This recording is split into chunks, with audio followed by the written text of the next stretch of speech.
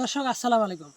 আপনারা এতদিন ধরে যা দেখছেন, আমরা এই যে দেখেন ইন্দোনেশিয়ান স্মার্ট নেপিয়ার ঘাসের চারাগুলো দিতেছি আপনাদের মাঝে। প্রতিটা চারা দেখেন আমাদের কিন্তু গিট থাকছে 5টা 6টা 4টা করে প্রতিটা চারার মধ্যে।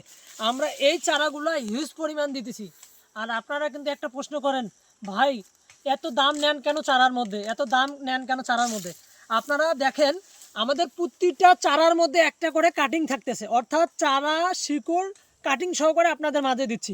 আর কত বড় চারাগুলো দিতেছি সেই সম্পর্কে আপনারা দেখেন। আমরা যদি আপনাদের দেখাই, যে দেখেন আমরা আপনাদের স্বার্থে এই যে কত বড় চারাগুলো দিতেছি, ম্যাক্সিমাম 1 ফিট দূরত্ব, যাতে আপনারা একটি রোপণ করে সঙ্গে সঙ্গেই ঝোপে আকৃতি হয়ে যায়। একটি চারা আপনার 30 থেকে 50 পিস চারা আসবে এক ঝোপে। এটি রোপণ করলে 10 থেকে 15 দিনের মধ্যেই আপনাদের ঘাস পুরোপুরি হয়ে যায়। যেখানে কাটিং রোপণ করলে 25 থেকে 30 দিনে চারা বা শাখার চারা তৈরি হয়, সেখানে আমাদের এই চারা রোপণ করলে 10 থেকে 15 দিনের মধ্যে শাখার চারা তৈরি হয়ে যায়।